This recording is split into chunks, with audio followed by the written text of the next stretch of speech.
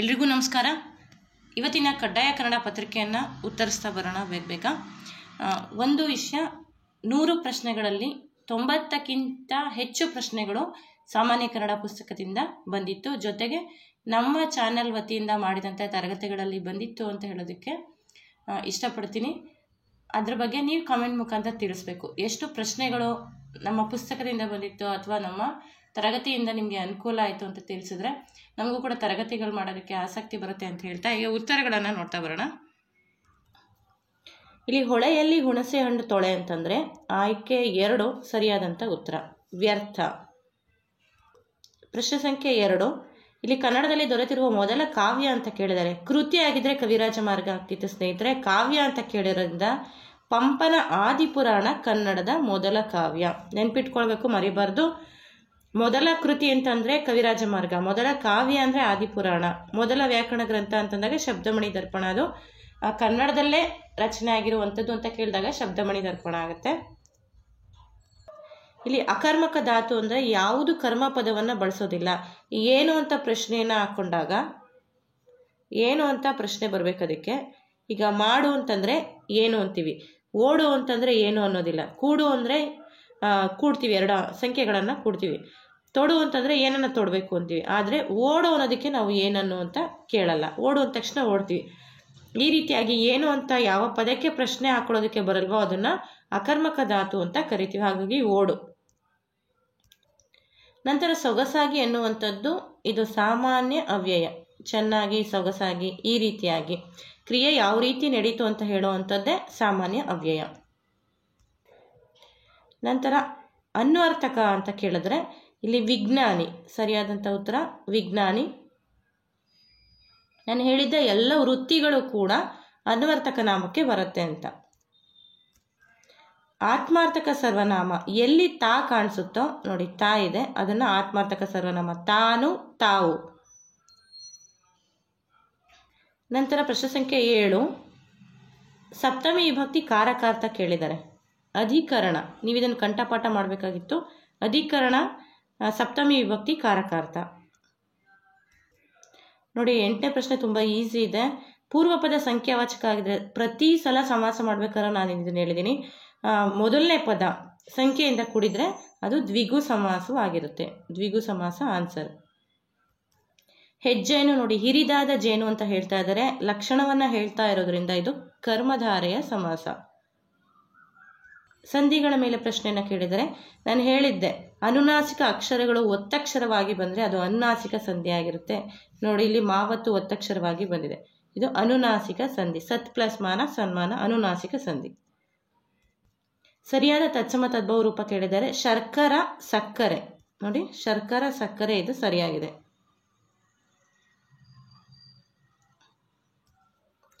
ಇವುಗಳಲ್ಲಿ ಯಾವುದು ಕನ್ನಡ ಪದವಲ್ಲ ಅಂತ ಕೊಟ್ಟಿದ್ದಾರೆ ನೋಡಿ.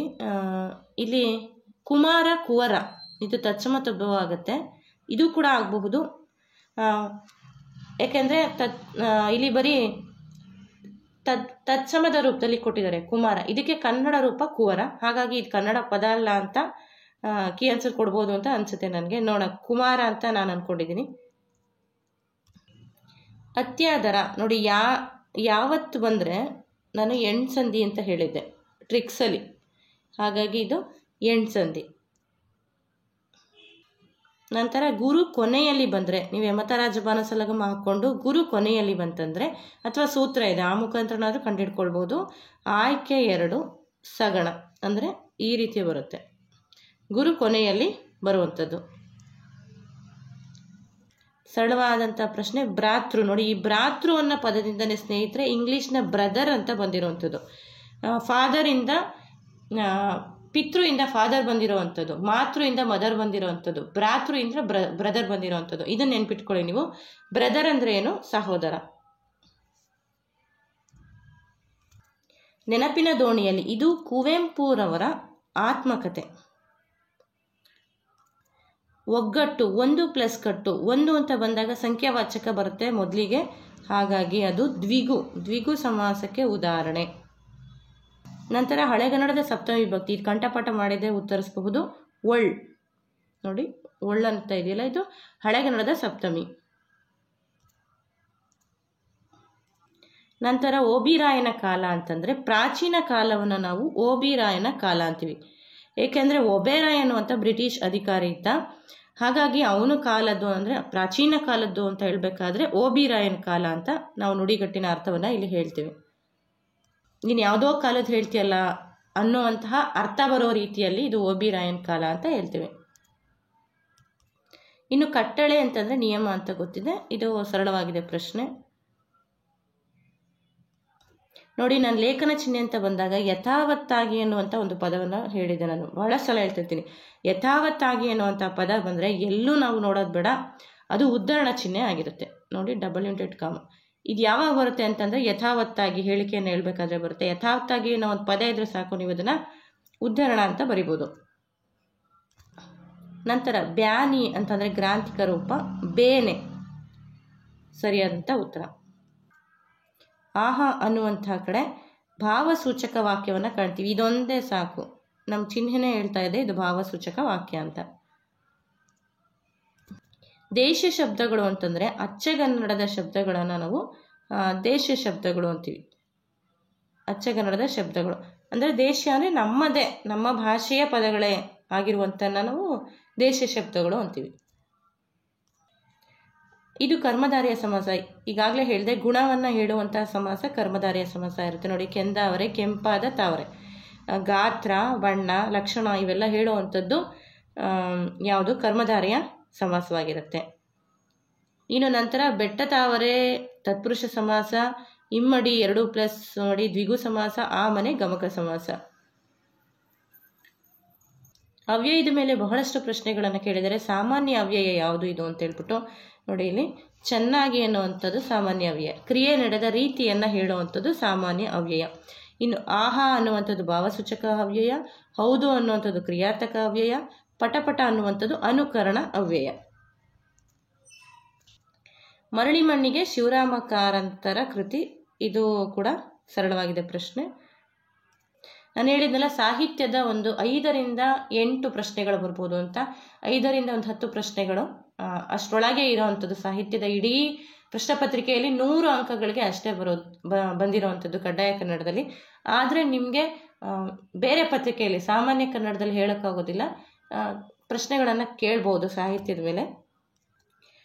ಸುಪರ್ದಿಗೆ ಕೊಡುವಂಥದ್ದು ಅಂತಂದರೆ ಅವರ ವಶಕ್ಕೆ ಒಪ್ಪಿಸುವಂಥದ್ದು, ಅವರ ವಶದಲ್ಲಿ ಇತ್ತು.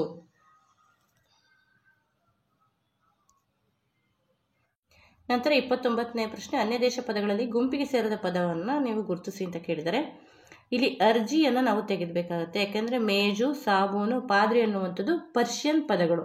ಅರ್ಜಿ ಅನ್ನುವಂಥದ್ದು ಹಿಂದೂಸ್ತಾನಿ ಪದ. ಇದು ಕೂಡ ಸಾಮಾನ್ಯ ಕನ್ನಡ ಪುಸ್ತಕದಲ್ಲಿ ಕೊಟ್ಟಿದ್ದೀನಿ. ಈ ಅನ್ಯ ದೇಶೀಯ ಪದಗಳ ಪಟ್ಟಿಯಲ್ಲಿ ಸರಳವಾಗಿ ನೀವು ಗುರುತಿಸ್ಬೋದು. ಪದವನ್ನು ಬಿಡಿಸಿ ಬರೆಯುವಾಗ ಸರಿಯಾದ ರೂಪ ಅಂತ ಕೇಳಿದರೆ ದೇವರು +ಇಂದ ದೇವರಿಂದ. ಇಲ್ಲಿ ನಾವು ಲೋಪಸಂಧಿಯನ್ನು ಕಾಣ್ತೇವೆ. ಉಕಾರ ಅಂತ್ಯವಾಗಿ ನಾವು ಲೋಪಸಂಧಿಯಲ್ಲಿ ಬಿಡಿಸ್ತೀವಿ. ನಂತರ ಕರ್ನಾಟಕದಲ್ಲಿ ದೊರೆತಿರುವ ಅಶೋಕನ ಶಾಸನಗಳು ಯಾವ ಲಿಪಿಯಲ್ಲಿವೆ ಅಂತ ಕೇಳಲಾಯಿತು. ಬ್ರಾಹ್ಮಿ ಲಿಪಿ ಮತ್ತು ಖರೋಷ್ಠಿ ಲಿಪಿಯಲ್ಲಿದೆ. ಖರೋಷ್ಠಿ ಲಿಪಿ ಅಂದರೆ ಬಲಭಾಗದಿಂದ ಎಡಭಾಗಕ್ಕೆ ಬರೆಯುವಂತಹ ಮತ್ತೊಂದು ವಿಶಿಷ್ಟವಾದಂತಹ ಭಾಷೆ ಇದು. ಸಂಧಿ ಅಂದರೆ 2 ಅಕ್ಷರಗಳು ಪರಸ್ಪರ ಕಾಲ ವಿಳಂಬವಿಲ್ಲದೆ ಸೇರುವಂಥದ್ದು. ನೋಡಿ, ಕಾಲ ವಿಳಂಬವಿಲ್ಲದೆ ಸೇರುವಂಥದ್ದು. ಚಿಕ್ಕ ಚಿಕ್ಕ ಪದಗಳನ್ನ ವ್ಯತ್ಯಾಸ ಮಾಡಿದಾರಷ್ಟೇ. 2 ಅಕ್ಷರಗಳು ಸೇರಿದ್ರೆ ಸಂಧಿ ಆಗುತ್ತೆ, 2 ಪದಗಳು ಸೇರಿದ್ರೆ ಸಮಾಸವಾಗುತ್ತೆ. ಇಲ್ಲಿ ಸಂಧಿ ಕೇಳಿರೋದ್ರಿಂದ 2 ಅಕ್ಷರಗಳು ಪರಸ್ಪರ ಕಾಲ ವಿಳಂಬ ಇಲ್ಲದಂತೆ ಅಂದರೆ ಹೆಚ್ಚು ಕಾಲ ತೆಗೆದುಕೊಳ್ಳದೆ ಸೇರುವಂಥದ್ದು. ಇಲ್ಲಿ ಕುಂಬಳ ಅಂತಂದರೆ ಇದು ತದ್ಭವ ಪದ ಸ್ನೇಹಿತರೆ, ಇದು ತದ್ಭವ ಪದ. ಇದಕ್ಕೆ ತತ್ಸಮ ಪದ ಕೂಷ್ಮಾಂಡ ಅಂತ ಕರಿತೀವಲ್ಲ, ಕೂಷ್ಮಾಂಡ ಕುಂಬಳ ಆಗಿರುವಂಥದ್ದು ತದ್ಭವವಾಗಿ ಬಂದಾಗ. ಇಲ್ಲಿ ವಿಜಾತಿಯ ಸಂಯುಕ್ತಾಕ್ಷರ ಕೇಳಿದರೆ ಸರಳವಾಗಿ ಗುರುತಿಸ್ಬೋದು. ವಸ್ತ್ರ ಅನ್ನುವಂಥದ್ದು ವಿಜಾತಿಯ ಸಂಯುಕ್ತಾಕ್ಷರ. ನೋಡಿ, ವರ್ಣಮಾಲೆ ಬಗ್ಗೆ ಮತ್ತೊಂದು ಪ್ರಶ್ನೆ ಕೇಳಿದರೆ ಕಂಠ ಮತ್ತು ತುಟಿಗಳ ಸಹಾಯದಿಂದ, ತುಟಿಗಳನ್ನು ನಾವು ಓಷ್ಠ್ಯ ಅಂತ ಕರಿತೀವಿ, ಹಾಗಾಗಿ ಕಂಠೋಷ್ಠ್ಯ ಅನ್ನುವಂಥದ್ದು ಸರಿಯಾದಂಥ ಉತ್ತರ. ಇಲ್ಲಿ ನಾವು ಔ ಅಕ್ಷರಗಳು ಹುಟ್ಟುತ್ತವೆ ಕಂಠ ಮತ್ತು ಓಷ್ಠ್ಯದ ಸಹಾಯದಿಂದ. ಇದು ಕೂಡ ಪುಸ್ತಕದಲ್ಲಿ ಇದೆ ವರ್ಣಮಾಲೆ ವಿಭಾಗದಲ್ಲಿ. ಇನ್ನು 3 ಮಾತ್ರೆಗಳ ಕಾಲದಲ್ಲಿ ಉಚ್ಚರಿಸುವಂಥವನ್ನ ನಾವು ಪ್ಲೂತ ಸ್ವರ ಅಂತೀವಿ. ಇದು ಕೂಡ ಪುಸ್ತಕದಲ್ಲಿದೆ. ಜೊತೆಗೆ ತರಗತಿಗಳಲ್ಲೂ ಕೂಡ ಬಹಳಷ್ಟು ಸಲ ಇದು ರಿಪೀಟ್ ಆಗಿರುವಂಥ ಪ್ರಶ್ನೆ. ಯಾವ ಸಾಹಿತ್ಯ ಪ್ರಕಾರವನ್ನು ನಾವು ಪ್ರಥಮ ಸಾಹಿತ್ಯ ಅಂತ ಕರಿತೀವಿ ಅಂದರೆ ಜನಪದ ಸಾಹಿತ್ಯವನ್ನು ನಾವು ಎಲ್ಲ ಸಾಹಿತ್ಯಗಳ ಬೇರು ಅಂತ ಕರಿತೀವಿ, ಜನಪದ ಸಾಹಿತ್ಯವನ್ನು. ಮೈಸೂರಿನಲ್ಲಿ ಓರಿಯೆಂಟ್ ಲೈಬ್ರರಿ ಸ್ಥಾಪನೆಯಾದ ವರ್ಷ ಅಂತ ಕೇಳಿದರೆ ನನಗೆ ಸಿಕ್ಕಿರುವಂಥ ಸಂಪನ್ಮೂಲದ ಪ್ರಕಾರ ಇಲ್ಲಿ 1887 ಅನ್ನುವಂಥ ಕೊಟ್ಟಿರುವಂಥ ಉತ್ತರಗಳಲ್ಲಿ 1887 ಅಂತ ಗುರುತಿಸ್ಬೋದು. ಆದರೆ 1891ರಲ್ಲೂ ಕೂಡ ಸ್ಥಾಪನೆ ಆಯಿತು ಅಂತ ಹೇಳ್ತಾರೆ. ಇಲ್ಲಿ ಕೊಟ್ಟಿರುವಂಥ ಇಸ್ವಿಗಳಲ್ಲಿ 1887 ಅಂತಿದೆ. ನಿಮಗೆ ಬೇರೆ ಉತ್ತರಗಳು ಸಿಕ್ಕಿದ್ದಲ್ಲಿ ಕಮೆಂಟ್ ಮಾಡಿ ಚರ್ಚೆ ಮಾಡೋಣಂತೆ. ಇಲ್ಲಿ ನಾಮ ಪ್ರಕೃತಿ ಇದೆ. ಅನುಕರಣ ಶಬ್ದಗಳ ಮೇಲೆ ಇಸು ಪ್ರತ್ಯಯವನ್ನು ಸೇರಿಸಿದಾಗ ಯಾವ ಧಾತುಗಳು ನಿಮಗೆ ಸಿಗುತ್ತೆ ಅಂತ ಕೇಳಿದ್ದಾರೆ. ಇದಕ್ಕೆ ಪ್ರತ್ಯಯ ಅಂತ ಧಾತು ಅಂತ ಅನ್ಕೊತೀನಿ. ಯಾಕೆಂದರೆ ಒಂದು ಅನುಕರಣ ಶಬ್ದವನ್ನು ತಗೊಳ್ಳೋಣ. ಥಳ ಅಂತ ಒಂದು ಅನುಕರಣ ಶಬ್ದ ಇದೆ, ಅದಕ್ಕೆ ಇಸು ಸೇರಿಸಿದ್ರೆ ಥಳಥಳಿಸು ಆಯಿತು. ಈ ಥಳಥಳಿಸು ಅನ್ನುವಂಥ ಪದ ಪ್ರತ್ಯಯದಿಂದ ಕೊನೆಗೊಳ್ತಾ ಇದೆ. ಹಾಗಾಗಿ ಇದಕ್ಕೆ ಪ್ರತ್ಯಯ ಅಂತ ಧಾತು ಉತ್ತರ ಆಗ್ಬೋದು ಅಂತ ನನ್ನ ಅಭಿಪ್ರಾಯ. ಬೇರೆ ಪುಸ್ತಕದಲ್ಲಿ ಬೇರೆ ಉತ್ತರಗಳು ಸಿಕ್ಕಿದಲ್ಲಿ ಖಂಡಿತ ತಿಳಿಸ್ಕೊಡಿ. ಇನ್ನು ಕರ್ಮಪದವನ್ನು ಅಪೇಕ್ಷಿಸುವ ಧಾತುವನ್ನು, ಯಾವ ಪದ ಕರ್ಮಪದವನ್ನು ಬಯಸುತ್ತೆ ಅದನ್ನು ನಾವು ಸಕರ್ಮಕ ಧಾತು ಅಂತ ಕರಿತೀವಿ. ಯಾವ ಕರ್ಮಪದ ಅಪೇಕ್ಷಿಸೋದಿಲ್ಲ ಅದನ್ನು ನಾವು ಅಕರ್ಮಕ ಧಾತು ಅಂತೀವಿ. ಇದು ಕರೆಕ್ಟ್ ಆನ್ಸರ್, ಸಕರ್ಮಕ ಧಾತು. ನಂತರ ನಾವು ಪ್ರತಿಜ್ಞೆ ತಪ್ಪದೆ ನಡೆಯುವೆವು ಅನ್ನುವಂಥದ್ದಲ್ಲಿ ಧಾತು ಯಾವುದು ಅಂತಂದರೆ ನೆಡೆ. ಕ್ರಿಯಾಪದದ ಮೂಲ ರೂಪವನ್ನು ನಾವು ಧಾತು ಅಂತೀವಿ. ಇಲ್ಲಿ ನೆಡೆ ಅನ್ನುವಂಥದ್ದು ಧಾತು ಆಗುತ್ತೆ. ಇಲ್ಲಿ ಪ್ರಕೃತಿಗಳಿಗೆ ಪ್ರತ್ಯಯಗಳು ಸೇರಿದಾಗ, ಪ್ರಕೃತಿ ಅಂತಂದರೆ ನಾಮಪ್ರಕೃತಿಗೆ ಪ್ರತ್ಯಯ ಸೇರಿದಾಗ ಏನಾಗುತ್ತೆ ಅಂದರೆ ಸ್ನೇಹಿತರೆ ಪದ ಆಗುತ್ತೆ. ನಾನು ಬಹಳ ಸಲ ಹೇಳಿದ್ದೀನಿ ಇದನ್ನು. ಪದ ಆಗಬೇಕು ಅಂದರೆ ಈಗ ಉದಾಹರಣೆಗೆ ರಾಮ ಅನ್ನುವಂಥದ್ದು ನಾಮಪ್ರಕೃತಿ, ಅದಕ್ಕೆ ಹೂ ಅನ್ನುವಂಥ ಪ್ರತ್ಯಯ ಸೇರಿದಾಗ ರಾಮನು ಆಗುತ್ತೆ, ಅದು ಪದ. ನೋಡಿ, ರಾಮನು ಅನ್ನುವಂಥದ್ದು ಪದ. ಇಲ್ಲಿ ರಾಮನು ಹೇಗಾಯಿತು, ನಾಮ ಪ್ರಕೃತಿಯ ಜೊತೆಗೆ ವಿಭಕ್ತಿ ಪ್ರತ್ಯಯ ಸೇರಿ ಆಯಿತು. ಹಾಗಾಗಿ ಇದು ನಾಮ ಪ್ರಕೃತಿ, ಇದು ಪ್ರತ್ಯಯ ಸೇರಿದಾಗ ಪದವಾಗುತ್ತೆ. ಇದು ಪದ ಪೂರ್ತಿ ವಿಭಕ್ತಿ ಪ್ರತ್ಯಯ ಜೊತೆಗಿದ್ರೆ ಅದನ್ನು ಪದ ಅಂತ ಕರಿತೀವಿ. ಪದನ ವಿಭಾಗಿಸಿ ಎಂದಾಗ ನಾಮ ಪ್ರಕೃತಿ ಜೊತೆಗೆ ಪ್ರತ್ಯಯ ಇರುತ್ತೆ ಅಂತ ನಾವು ಹೇಳ್ತೀವಿ. ಇಲ್ಲಿ 20 ಅನ್ನುವಂಥದ್ದು ಸಂಖ್ಯಾವಾಚಕ, ಸಂಖ್ಯೆಯನ್ನು ಸೂಚಿಸ್ತಾ ಇದೆ. ಹಾಗಾಗಿ ಇದು ಸಂಖ್ಯಾವಾಚಕ. ಇಲ್ಲಿ ಹಳ್ಳದಲ್ಲಿ ಬಿದ್ದನು, ಹಳ್ಳಕ್ಕೆ ಬಿದ್ದನು, ಇದನ್ನು ವಿಭಕ್ತಿ ಪಲ್ಲಟ ಅಂತ ಕರಿತೀವಿ. ಹಳ್ಳದಲ್ಲಿ ಅನ್ಬೇಕಾದ್ರೆ ಅಲ್ಲಿ ಸಪ್ತಮಿ ಇದೆ, ಕೆ ಚತುರ್ಥಿ ಇದೆ. ನೋಡಿ, ಸಪ್ತಮಿಯಿಂದ ಚತುರ್ಥಿ, ಇಲ್ಲಿ ಸಪ್ತಮಿಯಿಂದ ಚತುರ್ಥಿಗೆ ವಿಭಕ್ತಿ ಪಲ್ಲಟ ಆಗಿದೆ. ಇಲ್ಲಿ ನಿತ್ಯ ನಪುಂಸಕಲಿಂಗಕ್ಕೆ ಉದಾಹರಣೆ ಕೊಡಿ ಎಂದರೆ, ಅಂದರೆ ಪ್ರತಿನಿತ್ಯನೂ ಕೂಡ ನಪುಂಸಕಲಿಂಗದಲ್ಲೇ ಕರೆಯುವಂಥ ವಸ್ತು ಯಾವುದು ಅಂತ ಕೇಳಿದ್ದಾರೆ. ಇಲ್ಲಿ ಆಯ್ಕೆಗಳು ಮನೆ, ಹುಡುಗಿ, ಶನಿ ಮತ್ತು ಶಿಶು ಅಂತ ಹೇಳಿದ್ದಾರೆ. ಹುಡುಗಿನ ಇನ್ನೇನು ಗೊತ್ತಿದೆ, ಸ್ತ್ರೀಲಿಂಗದಲ್ಲಿ ಕರಿತೀವಿ. ಶನಿಯನ್ನು ಒಂದೊಂದ್ಸತಿ ಶನಿ ಬಂದನು ಅಂತೀವಿ, ಬಂದಿತ್ತು ಅಂತೀವಿ, ಆಗ ಪುಲ್ಲಿಂಗದಲ್ಲೂ ಕೂಡ ಬಳಸ್ತೀವಿ. ಶಿಶುವನ್ನು ಕೂಡ ಅಷ್ಟೇ ಬೇರೆ ಬೇರೆ ಲಿಂಗದಲ್ಲಿ ಬಳಸ್ತೀವಿ. ಆದರೆ ಮನೆ ಇದೆಯಲ್ಲ, ಅದು ಪ್ರತಿನಿತ್ಯ ಕೂಡ ಅದನ್ನು ನಪುಂಸಕಲಿಂಗದಲ್ಲೇ ಬಳಸ್ತೀವಿ. 46ನೇ ಪ್ರಶ್ನೆ, SSLC ಪಠ್ಯಪುಸ್ತಕದ ಮೊದಲನೇ ಪದ್ಯದ ಸಾಲನ್ನು ಕೊಟ್ಟಿದ್ದಾರೆ. ಅದರಲ್ಲಿ ಸುತ್ತಲೂ ಕವಿಯುವ ಕತ್ತಲೆಯೊಳಗೆ ಪ್ರೀತಿಯ ಹಣತೆಯ ಹಚ್ಚೋಣ ಸರಿಯಾದಂಥ ರೂಪ. ಅದನ್ನು ನಾವು ಜೋಡಿಸಿದಾಗ ಆಯ್ಕೆ 2 DCEFBA ಕರೆಕ್ಟ್ ಆನ್ಸರ್. ಸುತ್ತಲೂ ಕವಿಯುವ ಕತ್ತಲೆಯೊಳಗೆ ಪ್ರೀತಿಯ ಹಣತೆಯ ಹಚ್ಚೋಣ, GS ಶಿವರುದ್ರಪ್ಪನವರ ಇದು ಒಂದು ಕವನದ ಸಾಲು.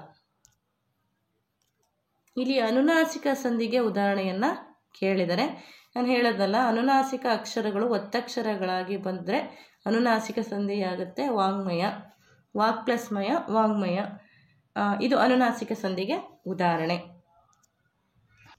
ಇನ್ನು ನೇಯ್ದ ವಸ್ತ್ರ, ನೇಯುವಂಥದ್ದು ಕ್ರಿಯೆಯಿಂದ ಪ್ರಾರಂಭವಾದರೆ, ಬಹಳ ಸಲ ನಿಮ್ಗೆ ಹೇಳಿದ್ದೀನಿ, ಅದು ಗಮಕ ಸಮಾಸ. ಕ್ರಿಯೆಯಿಂದ ಪ್ರಾರಂಭವಾದರೆ ಗಮಕ ಸಮಾಸ, ಕ್ರಿಯೆಯಿಂದ ಅಂತ್ಯ ಆದರೆ ಕ್ರಿಯಾ ಸಮಾಸ. ಇಲ್ಲಿ ಸಾವಿತ್ರಿಯು ಅಂತ ಇದೆ, ಹೂ ಅನ್ನೋವಂಥದ್ದು ಕಾಣ್ತೀವಿ ನಾವು. ಸಾವಿತ್ರಿಯು ಅನ್ನೋ ಕಡೆ ಹೂ ಕಾಣ್ತೀವಿ, ಹಾಗಾಗಿ ಪ್ರಥಮ ವಿಭಕ್ತಿ. ಅಂಶಿ ಸಮಾಸಕ್ಕೆ ಉದಾಹರಣೆ ಕೇಳಿದರೆ, ಅಂಶಿ ಸಮಾಸ ಅಂದರೆ ಒಂದು ಭಾಗ ಒಂದು ಉಪಭಾಗ. ಅಂದರೆ ಕಣ್ಣು ಇದೆ, ಕಣ್ಣಿನ ಕಡೆ ತುದಿ ಅದು ಕಡೆಗಣ್ಣು, ಇಲ್ಲಿ ಕಡೆಗಣ್ಣು ಅನ್ನುವಂಥದ್ದು ಅಂಶಿ ಸಮಾಸ. ಇನ್ನು ತಲೆನೋವು ತತ್ಪುರುಷ ಸಮಾಸ, ಹೊಸಗನ್ನಡ ಅನ್ನುವಂಥದ್ದು ಕರ್ಮಧಾರೆಯ ಸಮಾಸ, ಕಣ್ದೆರೆ ಅನ್ನುವಂಥದ್ದು ಕ್ರಿಯಾ ಸಮಾಸ. ಬೇಕಿದ್ರೆ ನಾನು ಇದೇ ಪ್ರಶ್ನೆ ಪತ್ರಿಕೆ ತಗೊಂಡು ಒಂದೊಂದು ಪ್ರಶ್ನೆಯನ್ನು ಕೂಡ ವಿವರವಾಗಿ ಹೇಳ್ತೀನಿ. ಇವತ್ತಿನ ವಿಡಿಯೋದಲ್ಲಿ ಬರೀ ನಾವು ಉತ್ತರಗಳನ್ನು ನೋಡ್ತಾ ಹೋಗೋಣ.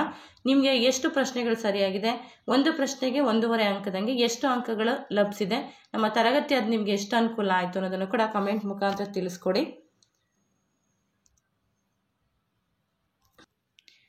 ಜೊತೆಗೆ ಸಾಮಾನ್ಯ ಕನ್ನಡ ಪುಸ್ತಕ ಲಭ್ಯ ಇದೆ.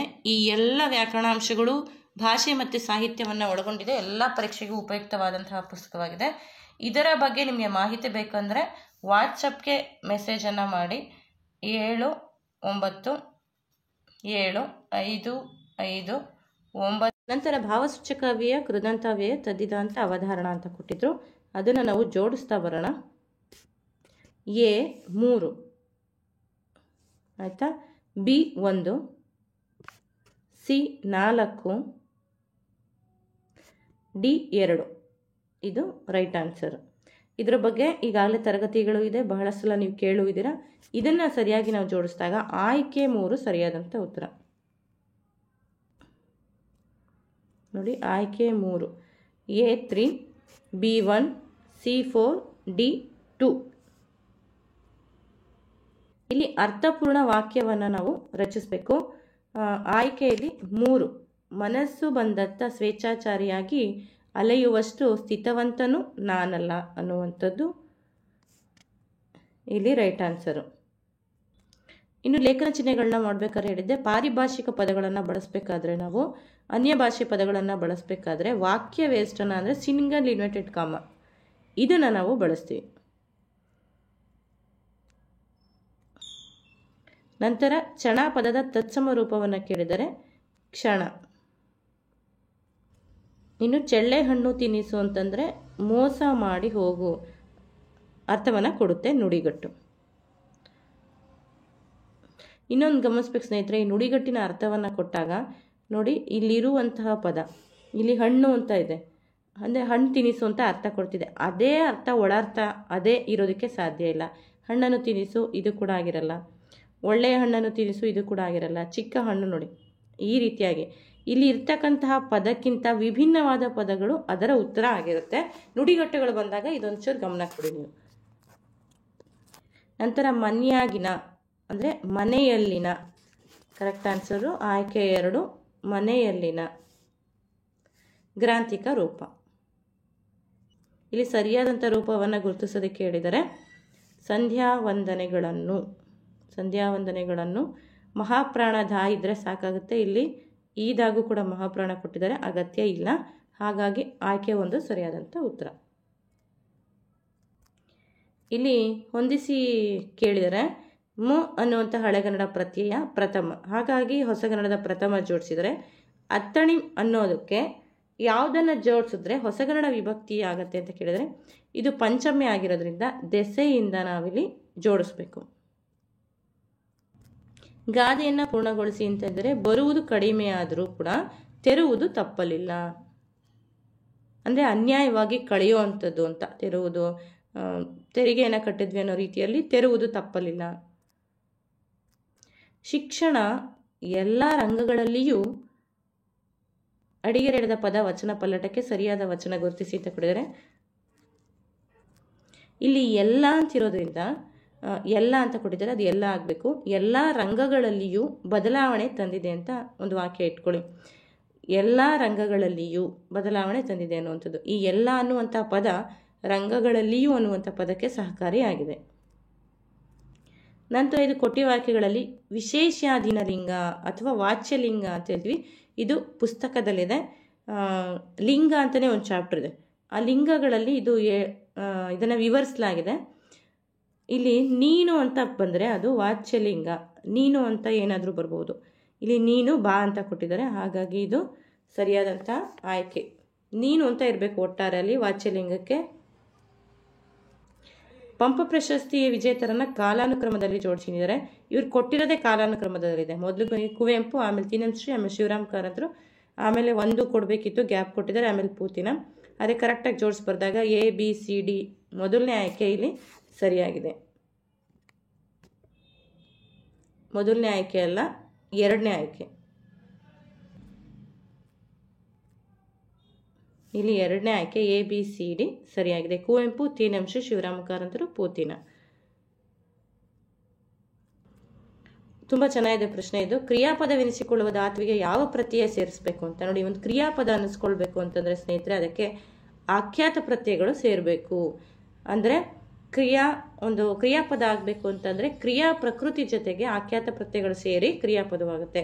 ಅದೇ ಥರ ನಾಮ ಪ್ರಕೃತಿಗೆ ವಿಭಕ್ತಿ ಪ್ರತ್ಯಯಗಳು ಸೇರುತ್ತೆ, ಕ್ರಿಯಾಪದಕ್ಕೆ ಆಖ್ಯಾತ ಪ್ರತ್ಯಯಗಳು ಸೇರುತ್ತವೆ.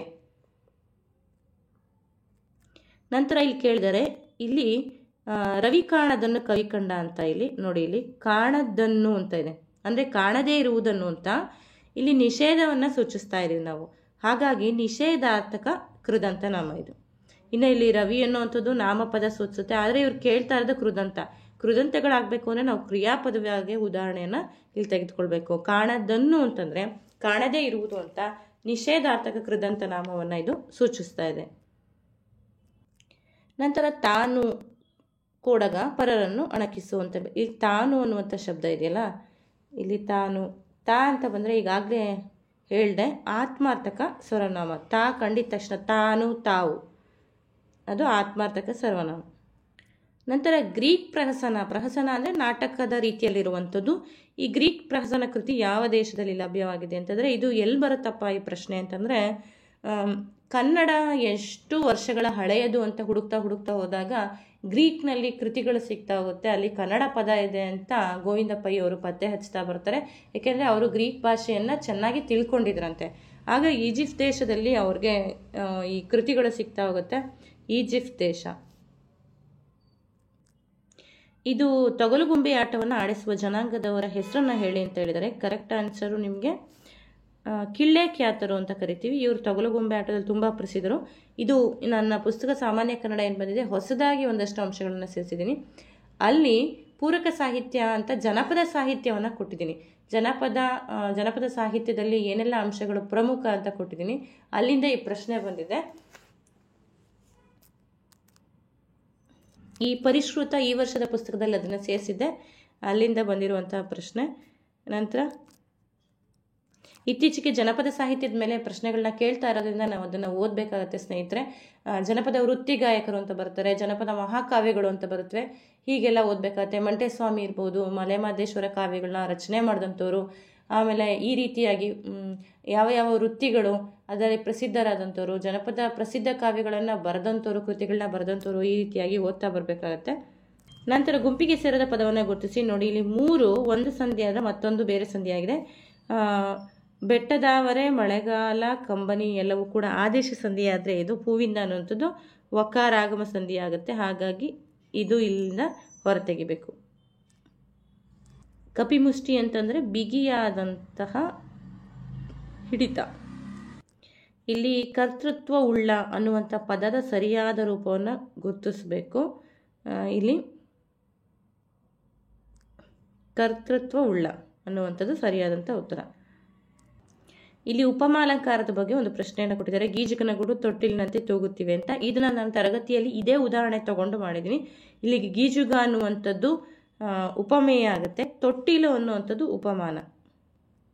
ಹಾಗಾಗಿ ಇಲ್ಲಿ ಉಪಮಾನ ಕೇಳಿದರೆ ತೊಟ್ಟಿಲು.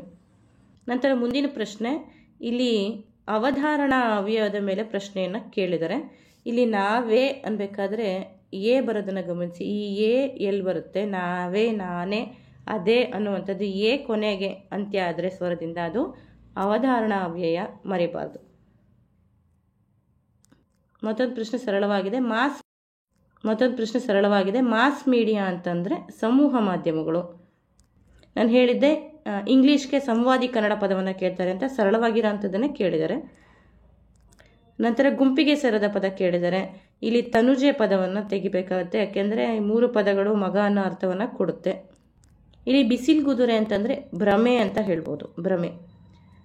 ಇಲ್ಲಿ ಬಾಯಾರಿದಂಥ ಒಂದು ಕುದುರೆ ಬೇಸಿಗೆ ಕಾಲದಲ್ಲಿ ನೀರಿನ ಶಬ್ದವನ್ನು ಕೇಳಿಸುತ್ತೆ. ಅಲ್ಲಿಗೆ ಹೋದಾಗ ಅಲ್ಲಿ ಇರೋದಿಲ್ಲ. ಅಂದರೆ ನೀರಿನ ಜುಳು ಜುಳು ಅನ್ನುವಂತಹ ಒಂದು ಭ್ರಮೆಯಲ್ಲಿ ಕುದುರೆ ಮುಂದಕ್ಕೆ ಹೋಗ್ತಾ ಇರುತ್ತೆ.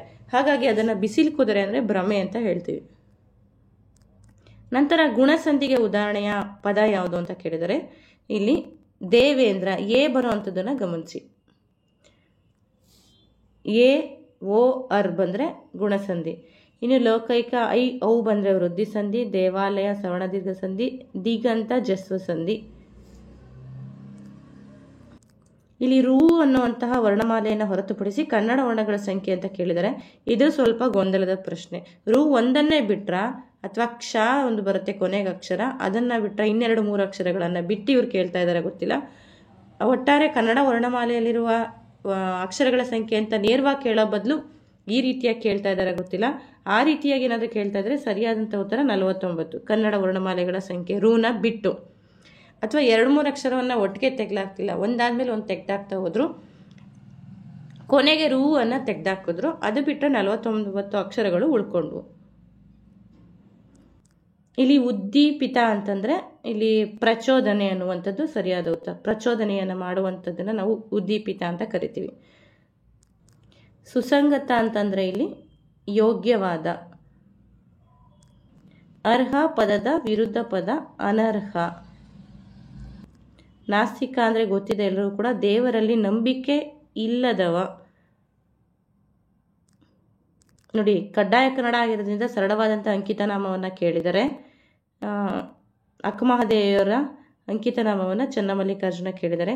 ಅದೇ ಸಾಮಾನ್ಯ ಕನ್ನಡ ಪತ್ರಿಕೆ ಆಗಿದ್ದರೆ, ಇದು ಕಡ್ಡಾಯ ಕನ್ನಡ ಸುಲಭ ಕೇಳಿದರೆ, ಸಾಮಾನ್ಯ ಆಗಿದ್ದರೆ ಇನ್ನೊಂದಷ್ಟು ಆಳಕ್ಕೆ ಹೋಗಿ ಪ್ರಶ್ನೆಯನ್ನು ಕೇಳ್ತಾರೆ. ಇನ್ನು ಕನ್ನಡದ ಕಣ್ವ ಅಂತ ಕರೆದು ಬಿರುದಾಂಕಿತರ ಪಟ್ಟಿಯನ್ನು ನೆನೆ ನಾನು ಕೊಟ್ಟಿದ್ದೆ, ಅದರಲ್ಲಿ ನೋಡ್ಬೋದಾಗಿತ್ತು ನೀವು. BM ಶ್ರೀ ಅವರನ್ನು ನಾವು ಕನ್ನಡದ ಕಣ್ವ ಅಂತ ಕರಿತೀವಿ.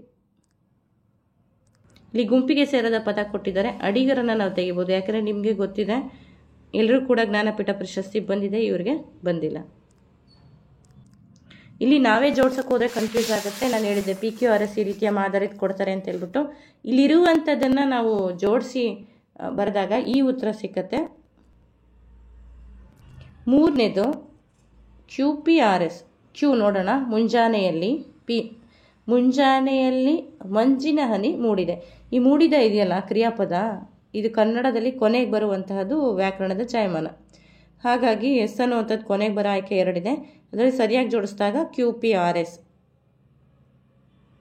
ನೋಡಿ, ಕರ್ಮಪದದ ಬಗ್ಗೆ, ಧಾತುವಿನ ಬಗ್ಗೆ ಬಹಳಷ್ಟು ಪ್ರಶ್ನೆಗಳನ್ನ ಕೇಳಿದರೆ. ಅಕರ್ಮಕ ಧಾತುವಿಗೆ ಉದಾಹರಣೆ ಕೇಳಿದರೆ ಏನು ಅಂತ ಪ್ರಶ್ನೆ ಹಾಕ್ಕೊಳ್ಳಿ. ನೆಡು ಅಂದರೆ ಏನನ್ನ ಅಂತೀವಿ, ತಿನ್ನು ಅಂದರೆ ಏನನ್ನ ಅಂತೀವಿ, ತೊಡು ಅಂದರೆ ಏನಂತೀವಿ, ಮಲಗು ಅಂದರೆ ಏನನ್ನ ಅನ್ನೋದಿಲ್ಲ, ಆಯಿತಾ. ಹಾಗಾಗಿ ಮಲಗು ಅನ್ನುವಂಥದ್ದು ಸರಿಯಾದಂಥ ಉತ್ತರ. ನೋಡಿ, ಇಲ್ಲಿ ಊಟಕ್ಕೆ ಬನ್ನಿ ಅಂತೀವಿ, ಆಯ್ಕೆ 2. ಊಟಕ್ಕೆ ಬನ್ನಿ, ಕೆ ಅನ್ನುವಂಥದ್ದು ಸರಿಯಾದ ಉತ್ತರ. ಇಲ್ಲಿ ಧಾತು ಕೇಳಿದರೆ ಬರೆ ಅನ್ನುವಂಥದ್ದು ಧಾತು, ಕ್ರಿಯಾಪದದ ಮೂಲ ರೂಪ.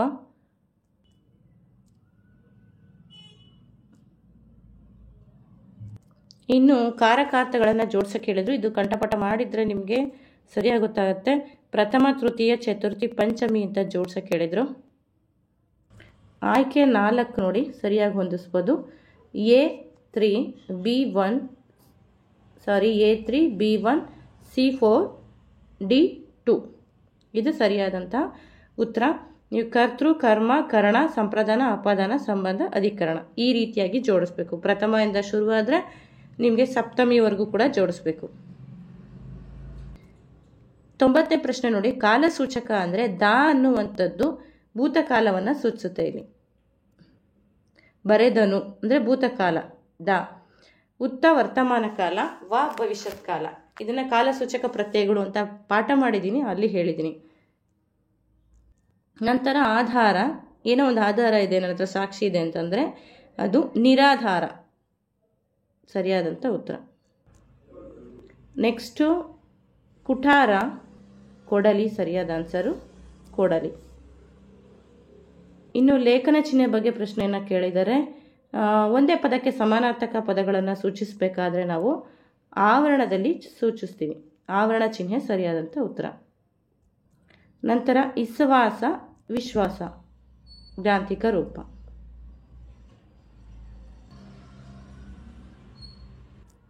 ದೂರದ ಬೆಟ್ಟ ಕಣ್ಣಿಗೆ ನುಣ್ಣಗೆ. ಅಕ್ಕಿ ಮೇಲೆ ಆಸೆ ನೆಂಟರ ಮೇಲೆ ಪ್ರೀತಿ ಅಂತಂದರೆ ಜಿಪುಣತನಕ್ಕೆ ಈ ಗಾದೆಯನ್ನು ನಾವು ಬಳಸ್ತೇವೆ.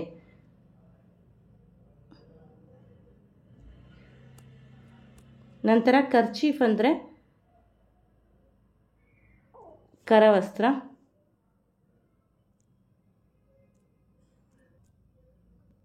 ನಂತರ ಯೂನಿವರ್ಸಿಟಿ ಅಂದರೆ ಎಲ್ರಿಗೂ ಗೊತ್ತಿದೆ, ವಿಶ್ವವಿದ್ಯಾಲಯ. ಇಲ್ಲಿ ಅವನು ಅನ್ನುವಂಥದ್ದು ಏನು ಅಂತ ಕೇಳಿದರೆ, ಅವನು ಅನ್ನುವಂಥದ್ದು ಪ್ರಥಮ ಪುರುಷ. ಕರೆಕ್ಟ್ ಆನ್ಸರು ಪ್ರಥಮ ಪುರುಷ. ಇಲ್ಲಿ ಉತ್ತಮ, ಮಧ್ಯಮ, ಪ್ರಥಮ ಅಂತ ಕನ್ನಡದಲ್ಲಿ ಬರುತ್ತೆ. ಪ್ರಥಮ ಅವನು, ಅವಳು, ಅವರು ಇದೆಲ್ಲ ಪ್ರಥಮಗೆ ಬರುತ್ತೆ. ಇನ್ನು ಕೊನೆಯ ಪ್ರಶ್ನೆ, ಅಂಗಳ ಇದಕ್ಕೆ ತತ್ಸಮ ಏನಾಗಿತ್ತು? ಅಂಕಣ. ಅಂಕಣಗೆ ಅಂಗಳ ಅನ್ನುವಂಥ ತತ್ಸಮ ರೂಪವನ್ನು ನಾವು ಬಳಸ್ತೀವಿ. ಇದಿಷ್ಟು ಸ್ನೇಹಿತರೆ ಇವತ್ತಿನ ಒಂದು ಉತ್ತರವಾಗಿತ್ತು. ಇದರಲ್ಲಿ ನಿಮ್ಗೆ ಯಾವುದಾದ್ರೂ ಬೇರೆ ಉತ್ತರವನ್ನು ಖಂಡಿತ ಕಮೆಂಟ್ ಮುಖಾಂತರ ತಿಳಿಸಿ ಚರ್ಚೆ ಮಾಡೋಣ.